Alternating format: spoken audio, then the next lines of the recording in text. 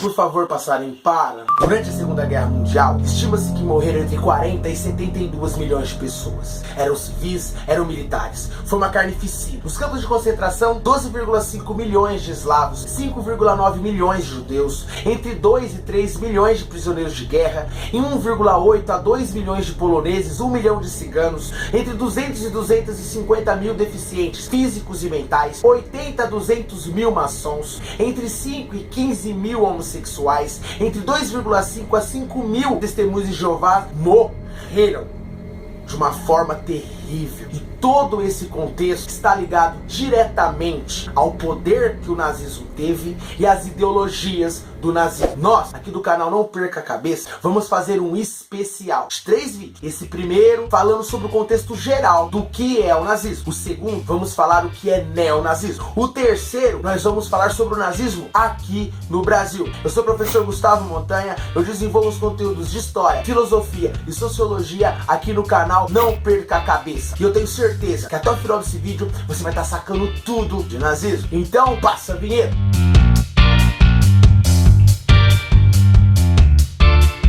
Para que você entenda o que é nazismo, antes você tem que entender qual que foi o contexto histórico que o nazismo nasceu. Esse momento é chamado de entreguerras. Por que entre guerras? Porque é um momento que aconteceu entre o fim da Primeira Guerra Mundial e início da Segunda Guerra Mundial. É uma faixa histórica que divide a Primeira da Segunda Guerra Mundial. O nazismo vai nascer aí. O mundo vivia uma crise do liberalismo. Tanto o liberalismo econômico quanto o liberalismo político. As pessoas acreditavam que o liberalismo não deu certo, principalmente durante a crise de 29, porque o pessoal já estava vivendo um caos pós Primeira Guerra Mundial. E com a crise de 29, esse caos aumentou. Além disso, havia um medo da onda comunista, porque em 1917 a Rússia tinha feito a sua revolução. Lenin, Stalin, Trotsky. Então se tinha um medo que o comunismo se propagasse para as outras pessoas, para os outros países.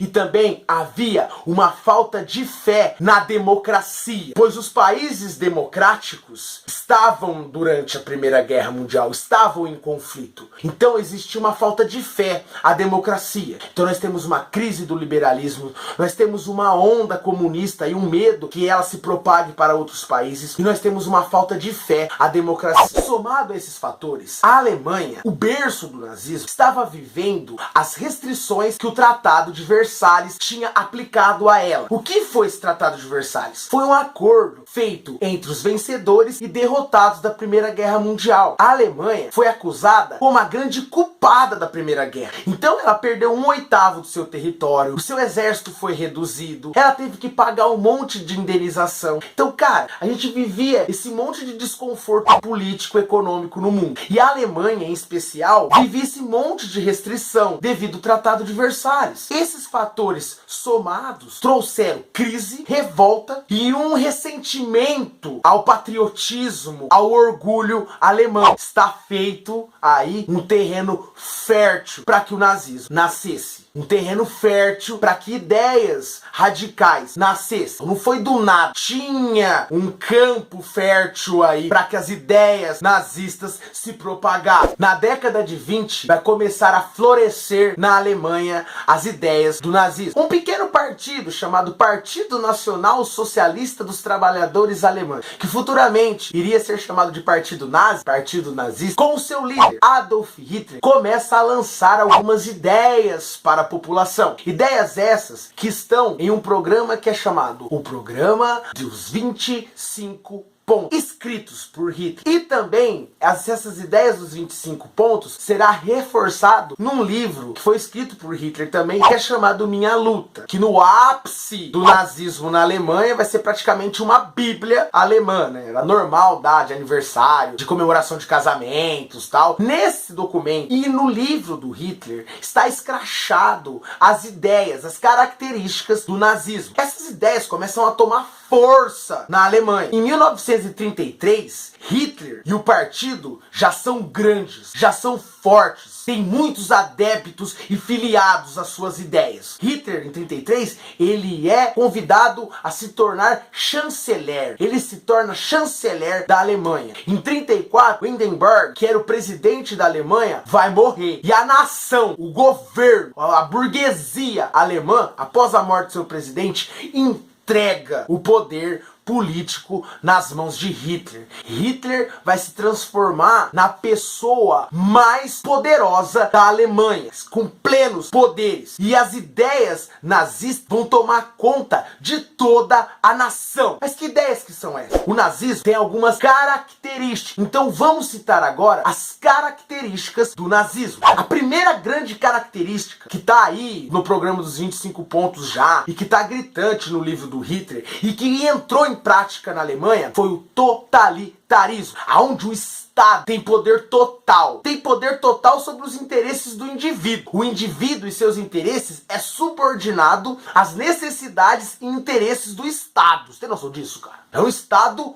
poderoso que rege e manda indivíduos em todos os setores da sua nação. E também temos aí como outro ponto característico do nazismo o nacionalismo. Então o que acontece? O povo deve lutar pelo progresso da nação e tem que também temer o inimigo externo que pode corromper a sua nação. É um amor cego à sua nação. Outra característica muito importante do nazismo é o expansionismo. Segundo eles, era necessário expandir o território da nação para que existisse um espaço vital para retirada de matéria-prima para sua indústria, para poder encontrar novos mercados consumidores. Era necessário uma grande nação. E para que você conquiste, para que você expanda o seu território, você necessita de militares. É aí que vem outra característica do nazismo, o militarismo. É fazer o exército ser poderoso. É isso. Você pode ver que o expansionismo, esse lance de você conquistar novos territórios, está ligado intimamente ao militarismo. Porque para você expandir, para você conquistar, você precisa ter um exército forte.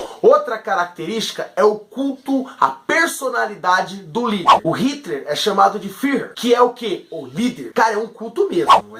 Existe toda uma empresa, toda uma indústria de propaganda por trás da imagem do Hitler. É uma paixão louca pelo seu líder. Chega, cara, na boa, chega até a se confundir aí. O que é líder e o que é nação. Parece que vira uma coisa só. Outra característica importantíssima do nazismo é a ideologia da superioridade racial. Vou falar com muito cuidado sobre essa característica, porque existe muita discordância em relação a essa parte do nazismo. O nazismo era racialista. Eles acreditavam em uma raça superior, que segundo eles era o ariano puro, que esse, por questões genéticas, biológicas, era mais evoluído, era mais desenvolvido do que as outras raças, e que devido a isso ele tinha o direito biológico de dominar as outras. E isso é justificado pelo darwinismo social, uma teoria sociológica que aplica o darwinismo à sociedade, que foi muito popular lá no século XIX. Os nazistas também acreditavam, eles pregavam o antissemitismo, que seria aí um preconceito em relação ao judeu, pois eles acreditavam que o judeu era culpado por uma série de problemas que a Alemanha vivia economicamente, até pela derrota na Primeira Guerra Mundial, e eles também acreditavam que o judeu era inferior ao ariano. Isso é uma característica muito forte, porque vai justificar uma série de ataques sociais, econômicos, culturais aos judeus da Alemanha. Essas eram as características do nazismo. Totalitarista, nacionalista, ele era expansionista, militarista, ele era também voltado ao culto à personalidade do líder e também tinha forte a ideologia da superioridade racial.